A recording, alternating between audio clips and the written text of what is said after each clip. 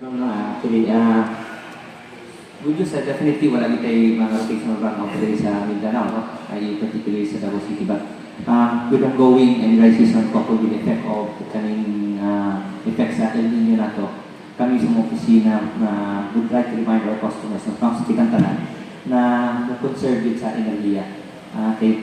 Para dili po muda po ang para di muda po ang demand. No? Total demand na po, and as well as individually, kita mga customers, dili po dako ang impact sa po ang bulsa. Now, with the high demand of electricity and the current power supply situation sa Mindanao, particularly kani ato hydro working, kani hydro mo nato medyo isa sa mga pinakabaratong ginagawa nato supply. Ang capacity niya medyo ubos. So, ubos ang capacity, definitely kita mo El Nino, no? And